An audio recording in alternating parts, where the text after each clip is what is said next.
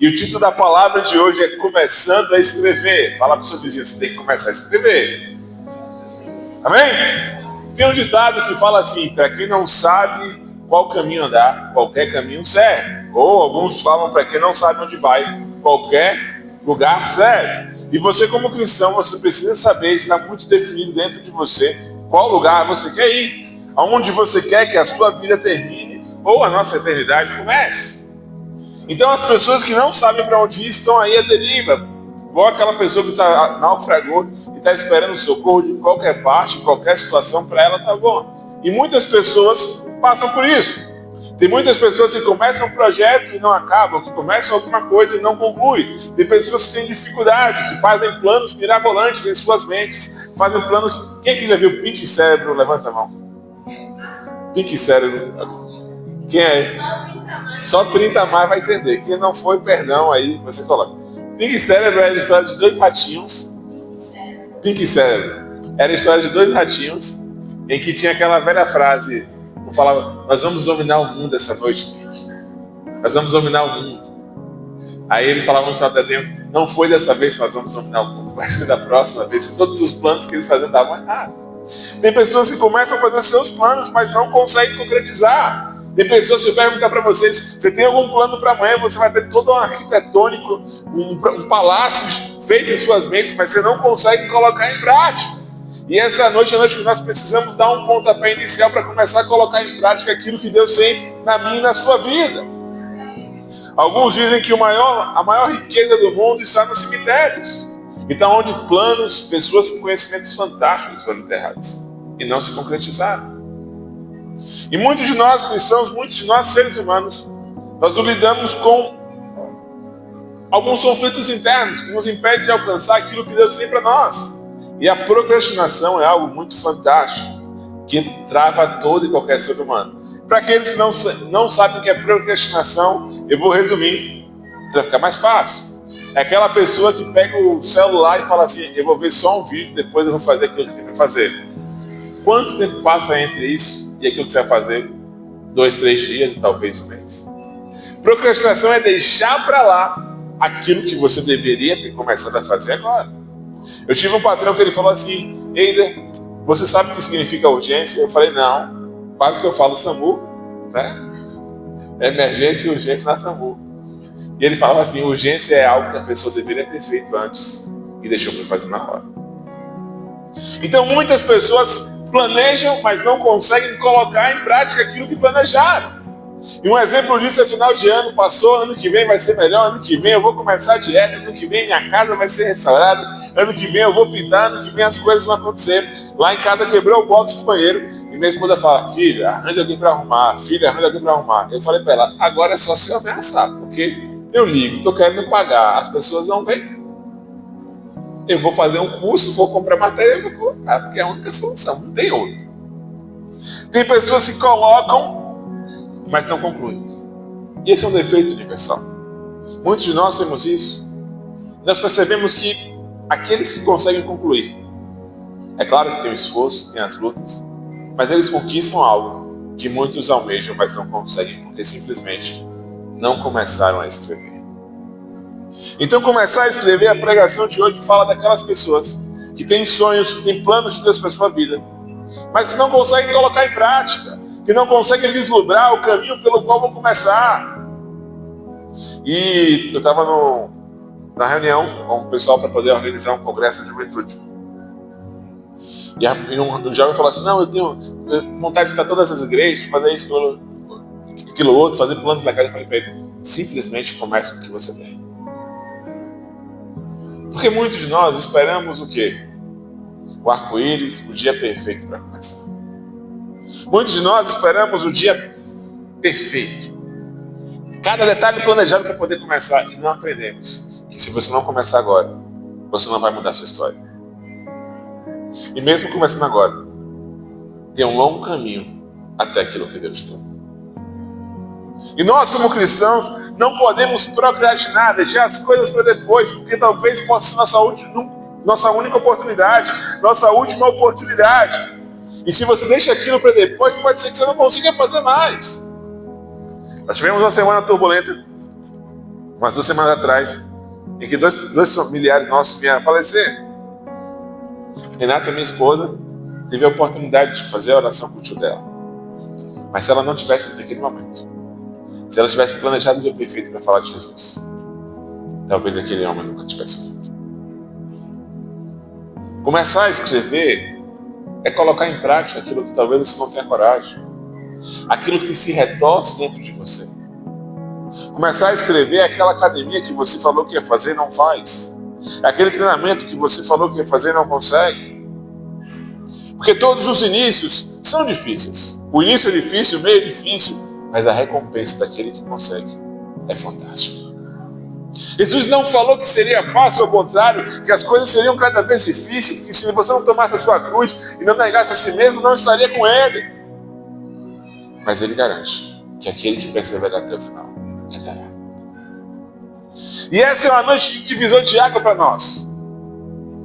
Porque você não só tem que começar a escrever, mas tem que continuar a escrever e não parar até Jesus voltar.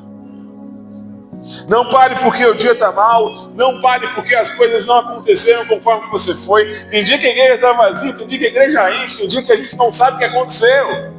Mas nós não podemos parar simplesmente porque as circunstâncias não estão como nós queremos, simplesmente porque as pessoas nos abandonaram. Nós não podemos caminhar simplesmente pelo aquilo que vemos, mas temos que caminhar e prosseguir por causa da promessa, porque aquele que nos chamou é fiel para cumprir. Amém, igreja?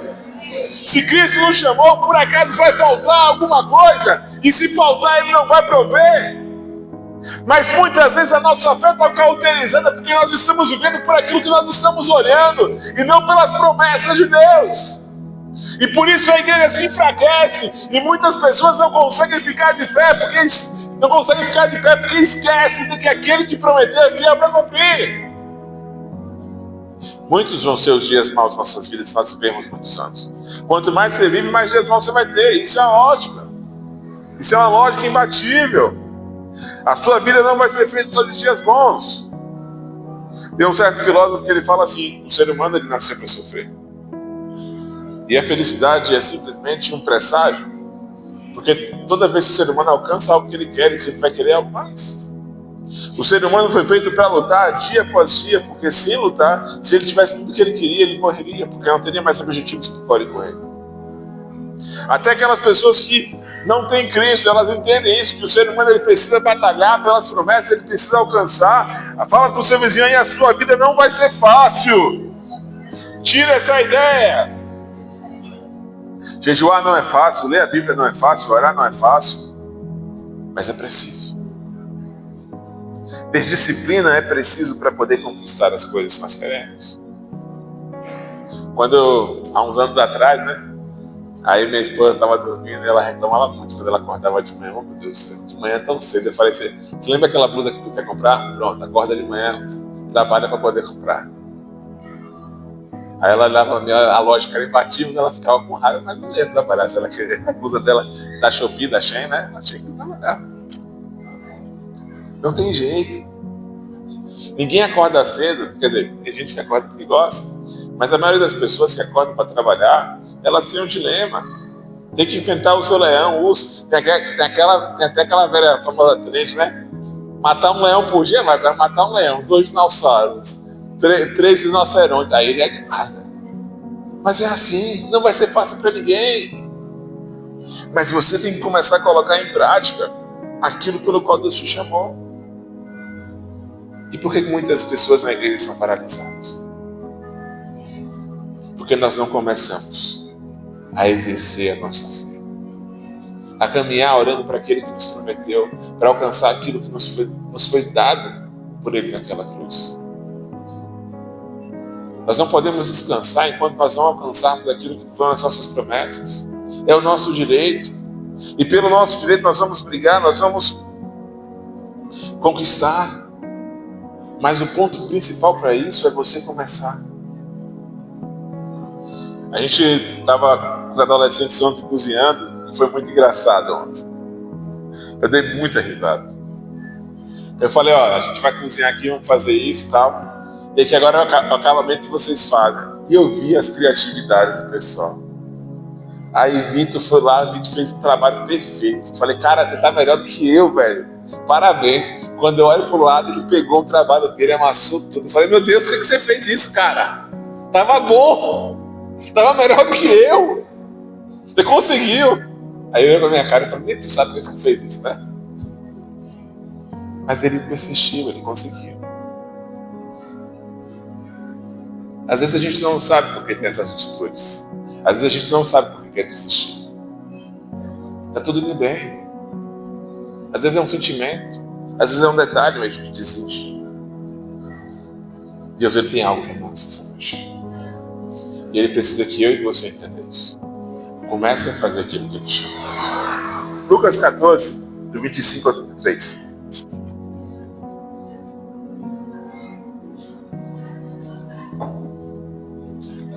Começar a escrever ou começar a andar vai requerer nada mais do que tudo que você é e você tem.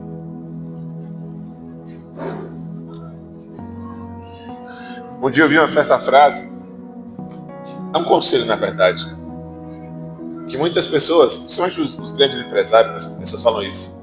O problema de muita gente quer fazer duas coisas ao mesmo tempo. Se dedique a uma, com tudo que você tem, que você vai dar certo. E esse mesmo conselho foi algo parecido com o que Jesus falou. Eu quero ler para vocês. Uma grande multidão ia acompanhando Jesus e este, voltando para ela, disse: se alguém vier a mim e ama o seu pai, sua mãe, sua mulher, seus filhos, seus irmãos e irmãs, e até sua própria vida mais do que a mim, não pode ser meu discípulo.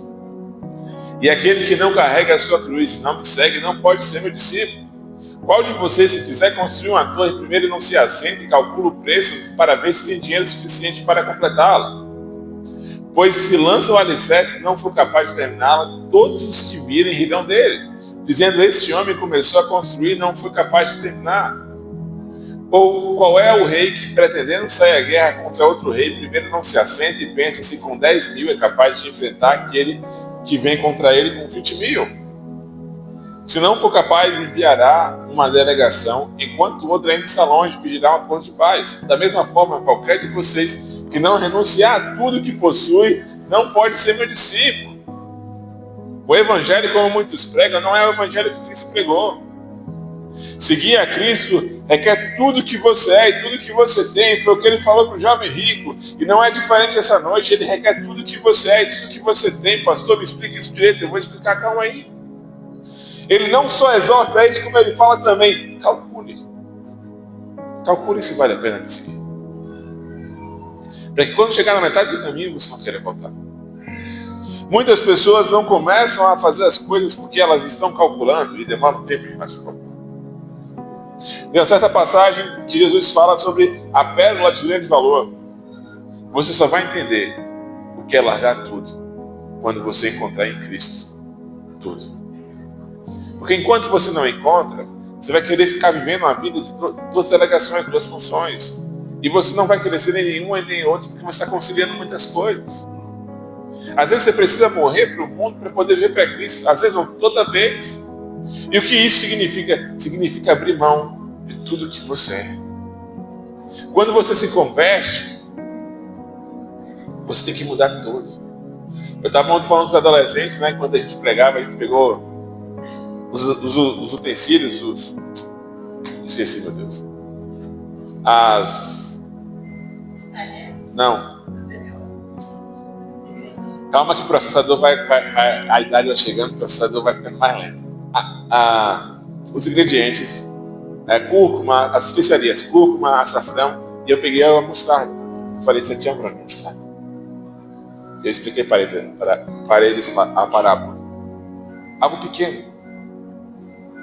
Mas pelo fato de você acreditar, se torna gigantesco. Talvez aquilo que você comece hoje, aquele vislumbre, seja só um rascunho.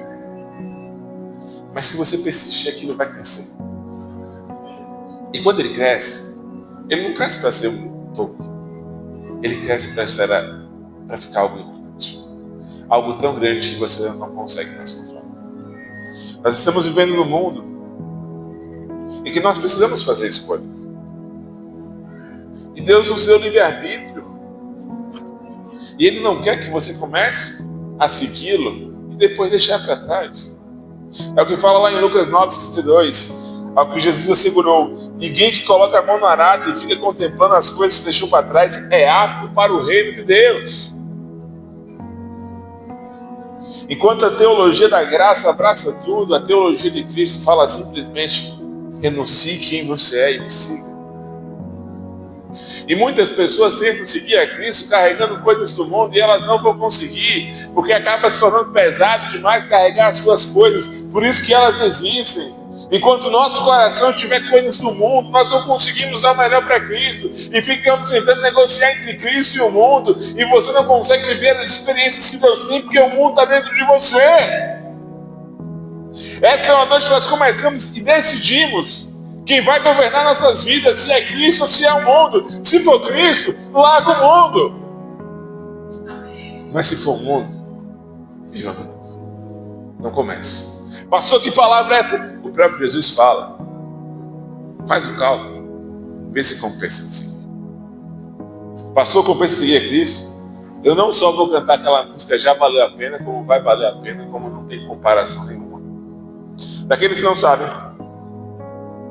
eu trabalhei muito tempo em instituições financeiras, sou especialista em investimento reconhecido. E um dia o pastor me perguntou qual é o melhor investimento. Eu falei: você quer a visão pastoral, você quer a visão de uma pessoa qualificada, ou você quer a visão de quem? A minha visão, o que eu faria? Ele falou: o que é que você faria? Invista tudo que você puder em vidas no reino dos céus. Porque todo outro e qualquer restante, qualquer investimento, vai só te dar retorno aqui. Mas esse vai te dar retorno para a vida toda. Eu posso te aconselhar fundos de investimento, posso te aconselhar ações, posso te aconselhar um bocado de coisa. Você vai ficar até bem. Mas nada disso vai trazer o reino dos céus para sua vida. Quando eu comecei a entender quem é Jesus, e hoje minha oração é: Senhor, o Senhor é aquilo que eu tenho de mais valor. E nada do que o Senhor me pediu pode ser grande demais. Mas certa feita, um pastor, amigo nosso, falou assim para mim: Eider, eu estava orando, eu estava desempregado, eu e minha esposa, estava na nossa casa, o aluguel quase atrasado. A gente recebeu uma oferta de R$400, 400 e pouco. E aí Deus falou assim para mim: me dá essa oferta. Eu não tinha quase o que comer, eu tinha filho pequeno, o que eu ia fazer? Eu relutei, e Deus falou assim: Abraão não relutou que você relutou para entregar o seu filho. Naquela mesma hora eu não tinha mais argumento. E eu fui lá e entreguei. Muitos de nós tentamos argumentar para não servir a Cristo. Senhor, o Senhor sabe que é difícil. Senhor, o Senhor sabe que é pesado. Senhor, o Senhor sabe que jejuar para mim é difícil. O Senhor sabe que ler a Bíblia para mim é difícil. O Senhor sabe que orar para mim é difícil. Você fica colocando desculpas para ter um relacionamento com Deus. E como eu falei para vocês, eu respeito muitas visões teológicas, leio e estudo muitos teólogos. Mas na minha visão, a Bíblia, hoje, se você perguntar, pastor, qual a ideia central da Bíblia? É o amor de Deus para com você e a intenção que Deus tem a todo tempo na Bíblia em se relacionar com você. E nós damos desculpas para não ter um relacionamento com Deus. Nós damos desculpas para não viver um verdadeiro evangelho. Nós ficamos falando: Senhor, meu dia foi puxado. O Senhor sabe que eu não tenho tempo para orar. O Senhor sabe que eu não tenho tempo para te buscar. Quer que eu fale uma coisa para você?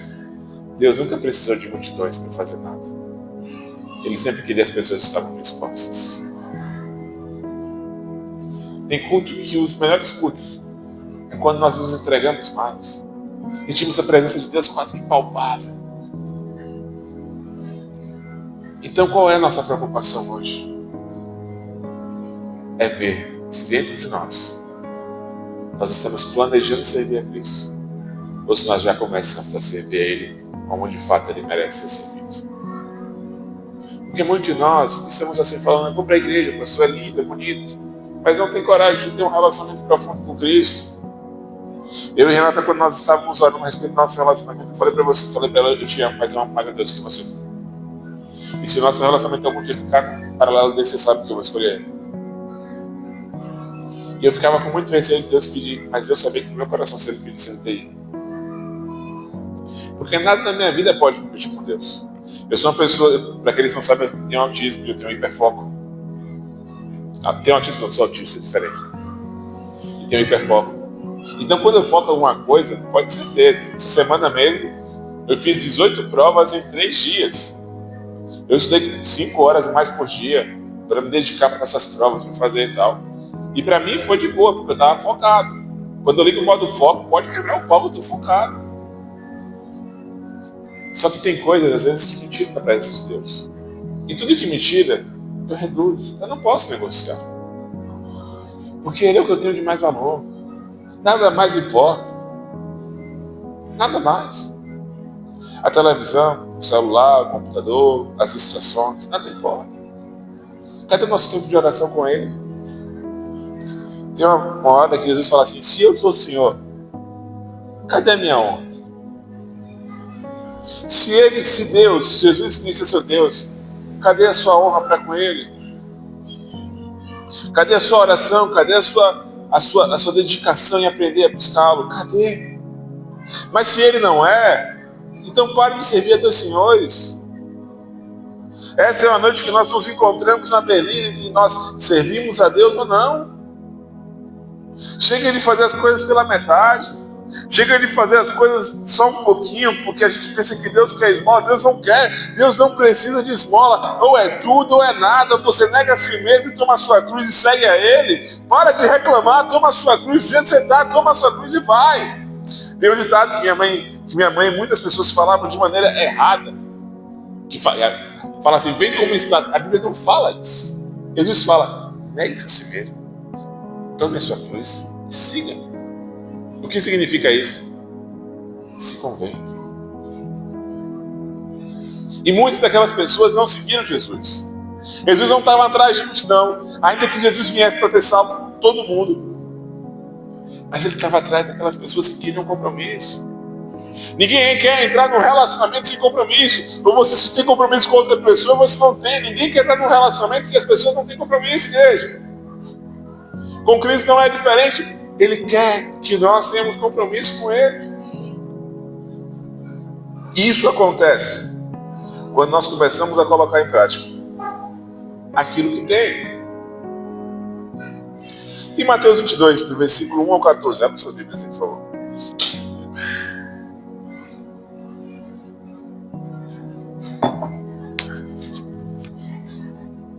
Alguns de nós poderiam pensar assim, não, Jesus deveria ter feito um apelo mais bonitinho para o pessoal não largar Ele, né?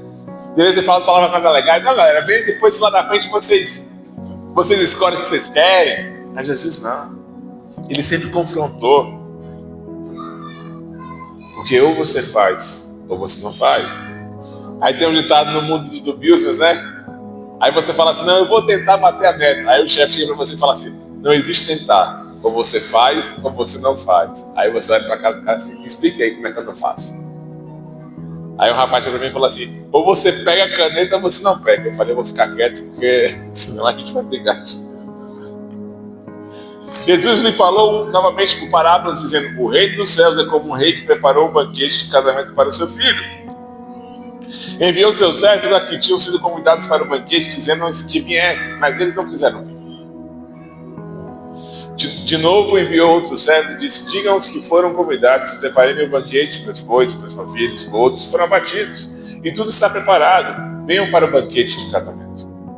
Mas eles não deram atenção e saíram, um para o campo, outros para os seus negócios. Os restantes agarrando seus servos, maltrataram e os mataram.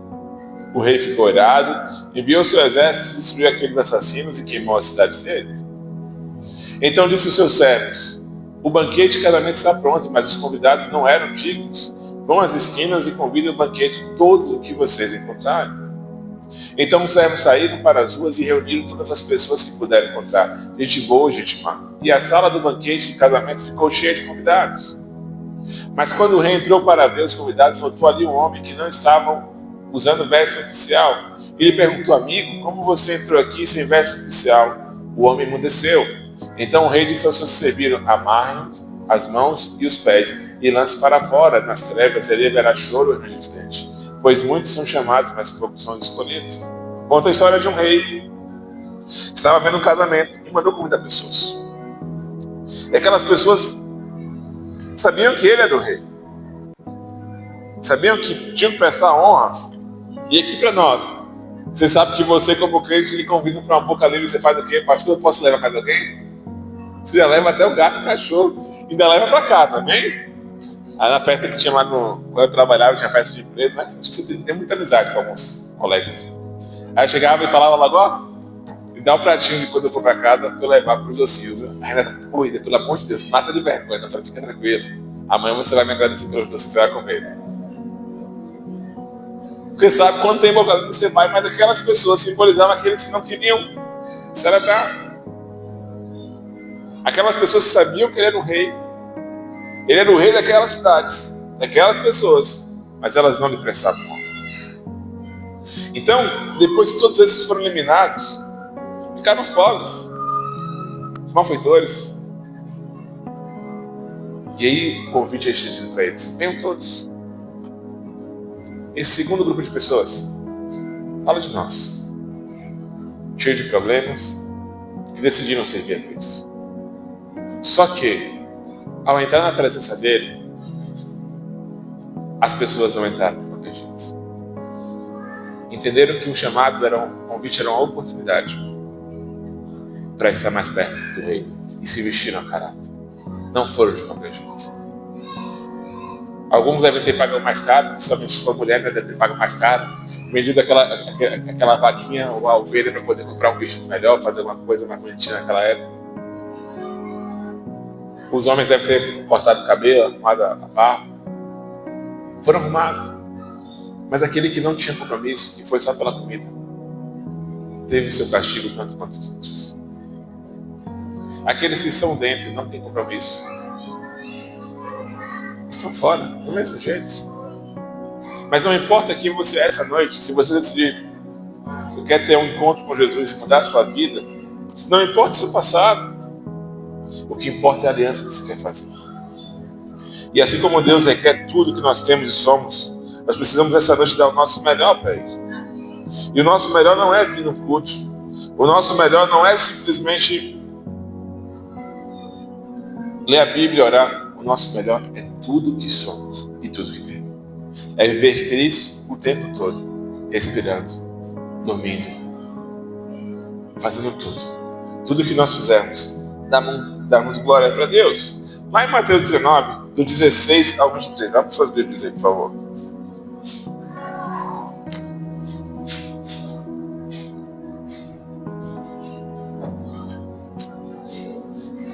Mateus 19, do 16 ao 23.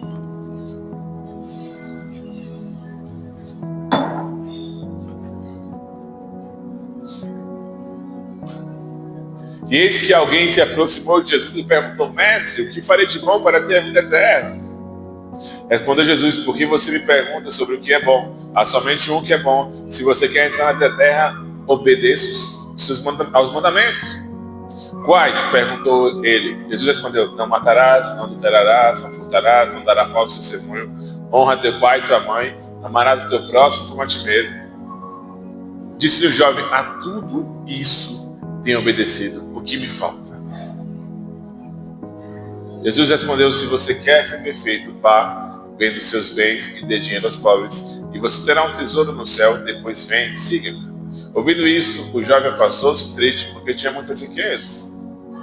Então Jesus disse aos seus discípulos: digo-lhes a verdade, dificilmente um rico entrará no reino dos céus. Mas pastor, aquela pessoa fazia tantas coisas boas. Esse é o grande engano dos últimos tempos. Só porque você pensar que está indo para a igreja que você vai ser salvo. Só porque você pensar que lê a Bíblia e que ora. Só porque você pensar que não rouba, não mata, não prostitui, não bebe, não se droga, que você vai ser salvo. Só porque você pensa por causa disso que a salvação vai bater a sua porta, e ela não vai. Porque qual foi o problema daquele jovem rico? Foi a quantidade de dinheiro que ele tinha? Não. Foi a raiz de todas as males. Qual é a raiz de todos os males? O amor ao dinheiro. A raiz de todos os males não é o dinheiro, é o amor ao dinheiro. Assim como eu e você podemos amar um pecado, podemos amar algo que nos afaste de Cristo. Então aquele jovem rico, não importa o quanto ele tivesse feito de bom, não importa a jornada dele, não importa o quanto ele tenha feito os exemplos de Deus, aquilo que tinha sido ordenado, o coração dele não era perfeito. E Jesus mostra o quê? Ou você é ou você não é. Ou você está aqui ou você não está. E muitos de nós paramos aqui. Nosso coração não está completamente Deus. Pensa aquilo que você tem de mais importante nessa hora, aquilo que você tem de mais valioso. Pode ser sua casa, pode ser seu carro, pode ser seu relacionamento, pode ser qualquer coisa. Pensa o que você tem de mais valioso hoje. Se Deus te pedisse, você daria? Pastor, eu não sei. Se gerou uma dúvida em você, cuidado. Pastor, mas é assim mesmo? Jesus mandou o jovem rico dar tudo, vender aos pobres. Talvez se ele falasse, não, qual os pobres eu dou? Talvez Jesus não tivesse nem pedido. Mas Jesus conhecia o coração dele. Sabia que o coração dele não era completamente. Ele era um religioso. Ele era alguém que entendia os princípios, mas não conseguia pôr em prática porque o coração estava corrompido. E Jesus ele alerta isso lá em Mateus 22, 36 ao 39. Mestre, qual é o maior mandamento da lei? Assegurou Jesus. Amarás o Senhor, o teu Deus, de todo o teu coração, de toda a tua alma e de toda a tua inteligência. Este é o primeiro dos mandamentos. O segundo, semelhante a esse, é amar o teu próximo como a ti mesmo. Cristo está nos chamando para que a gente possa ter um relacionamento com Ele intenso e não só de qualquer forma, igreja. Isso só acontece quando nós nos dedicamos por inteiro. Muitas coisas nos roubam da presença de Deus. E com o passar do tempo, nós vamos ver que o ser humano ele fica viciado em algumas coisas. Qual é o último vício da vez? Dopamina. Quantas horas você passa no celular durante o dia? Quantas horas você passa buscando a Deus? Será que o celular está ganhando de Deus? Passou, mas eu trabalho. Tudo bem, trabalho. Mas se dedica um tempo para Deus. Ou Deus é o que sobra.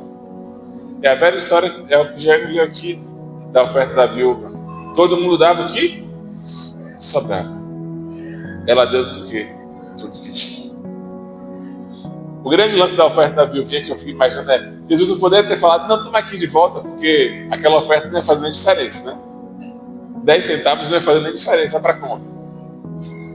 Jesus poderia ter dado algo para ela de volta, não, toma aqui, você me deu 10 e ficou 100. Jesus não fez nada disso. Só falou que ela ia ser repreensada. Então não sirva a Deus por aquilo que você espera em troca. Essa é a noite de compromisso. Deus não quer metade de você. Deus não precisa de caridade. O convite de Jesus poderia ser suave, mas não era. E muitas igrejas estão suavizando aquilo que de fato não precisa. Certa feita, Jesus deu um sermão muito duro. E as pessoas começaram a se evadir do lugar, a se esvaziar. E ele perguntou para os discípulos, e vocês? Também não vão embora? E Pedro, Senhor, para onde nós iremos? Só o Senhor tem a palavra de vida eterna.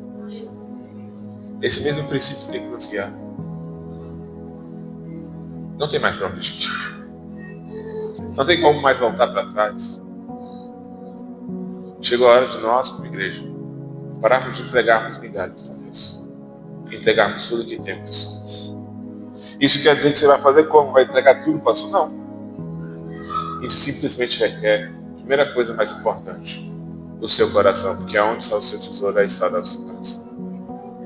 E as outras coisas eles vão ser colocadas em todos os lugares. O seu coração é de Deus. Pastor, como eu sei isso? Vou te dar 3 perguntas. Pergunta para o seu vizinho aí. Fala para ele assim, vizinho, vou te fazer 3 perguntas. Qual o assunto que você mais fala no dia? Aquilo que você mais pensa no dia. E aonde você gasta mais o seu dinheiro no dia? Isso é, fala para ele, isso é aquilo que sai do seu coração. Alguma dessas 3 respostas foi Jesus. Se não foi, as 3. Começa a mudar de assunto. Começa a se converter. E eu sei que muitas vezes acontece na vida cristã, no meio do percurso, ela ser bombardeada por outras coisas. Às vezes no meio do caminho, a gente começa bem e acaba vendo as distrações, a gente acaba pensando em outras coisas. Alguns aqui estão no culto pensando na pizza que vão comer, mas está de jejum, lembra? Está de jejum, não pode. Alguns aqui estão pensando no que vão fazer no filme que vão assistir. Será que esse é o seu melhor para Deus essa noite? Igreja, quando todos nós estivermos aqui e dermos marca para Cristo, a glória dele vai mudar nossas vidas. Então nessa noite, decida não servir a Deus pela metade. Deus não precisa da tua esmola.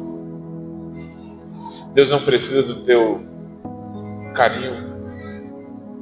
Deus quer você completo.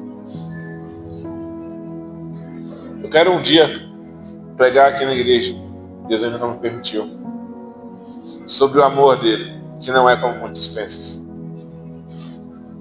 O amor de Deus é tão complexo, mas tão complexo, que talvez se você entendesse a completude de como ele te ama, sua vida jamais seria a mesma.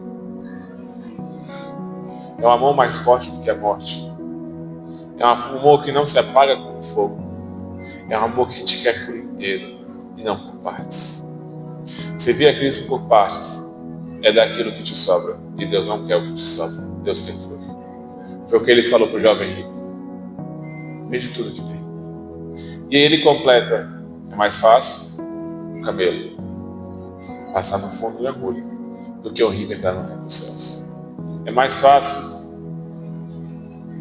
o camelo passar no fundo de agulha do que aquelas pessoas que não têm um coração em Cristo entrar no reino dos céus. Eu sei que é uma palavra dura, mas o evangelho ele não é fácil.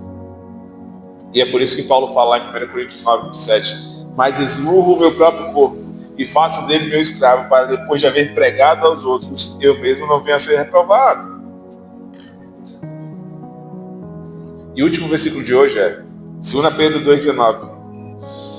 Prometem-se total liberdade, porém eles próprios são escravos da corrupção, porquanto toda pessoa que se torna servo daquele por quem é vencido.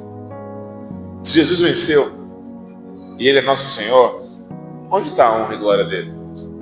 Mas se os prazeres do mundo, e aí quando eu falo prazeres, eu não estou falando só sobre coisas ilícitas, eu estou falando sobre as coisas lícitas também. Porque tem muitas pessoas que não vêm para o culto por causa de um jogo de futebol. Então é mais importante o time que está jogando. E eu, depois de um certo tempo, eu entendi uma lógica muito importante. O pessoal que está ganhando dinheiro para jogar, não se importa se vai ganhar ou não, eu vou me importar com eles ou não. Vou ficar em casa. Mas cada um tem suas paixões. Você pode jogar futebol, você tem tempo de lazer, aproveite. Mas aquilo que você faz não pode te dominar. Porque se te domina, você é servo daquilo que te domina.